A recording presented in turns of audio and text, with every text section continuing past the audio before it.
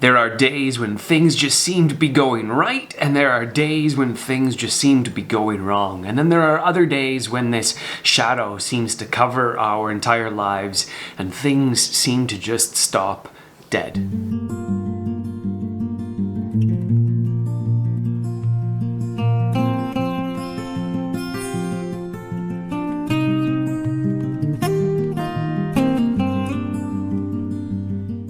Quite a while ago, I was walking around the river bottom right behind my parents' house, and it was a gorgeous day. The sun was shining and it was basically straight above me. There were so many other bugs and insects out. The noise was almost deafening. You could see birds flying around, and down there often deer are hanging out. I don't remember if I saw any deer or not. What I do remember is there was this little gray spider that was on the path. A spider that was almost the exact same color as the asphalt, and the only reason I noticed it is because it moved and I could see the little shadow that was underneath the spider. And I followed it for a while, and after a bit, it actually came into my shadow and it stopped cold.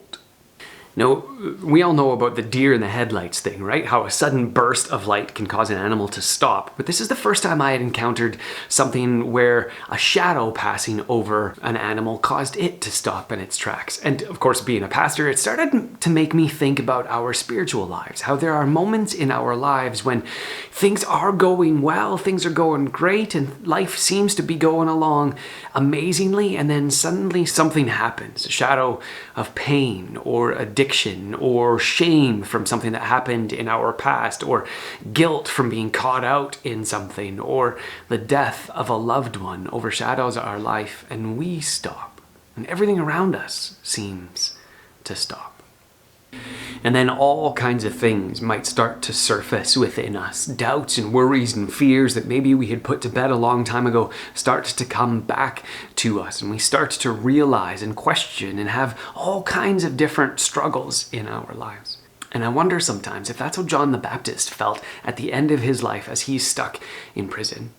Jesus' first sermon when he was in Nazareth announced that the good news that was promised by Isaiah, that there would be one who would come, who would announce good news to the poor, who would heal the blind and allow the lame to walk, and would announce good news and set the prisoner free. How Jesus fulfilled that passage. And yet here at the end of his life, John the Baptist, the one who said that Jesus was the Messiah who would come to fulfill a passage like that, John was stuck in prison. And so John sent some disciples, some of his followers, to go to Jesus and to say, "Are you really the one, or should we wait for someone else?"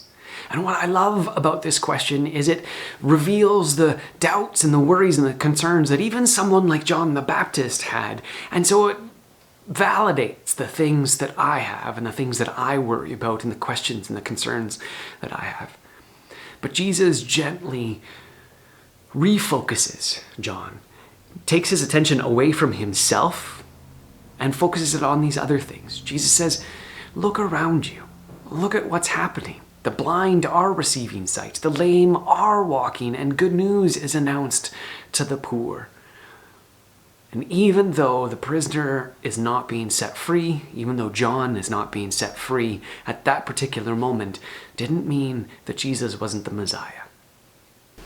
And this is something we may have to cling to as well. Even though things aren't going the way that we want them to be, the way that we hope that they would be, even the way that it may have been promised or seems to have been promised by God at this particular moment, even though God is extremely patient and allows all kinds of things to happen and hasn't made everything right yet, we can cling to the fact that we have seen his actions in the past. We have seen the way that God has showed up in our lives, in the community around us. And when we are overshadowed by death, by other kinds of things that cause us pain and heartache, we can cling to that promise that God is still good and Jesus is still the Messiah.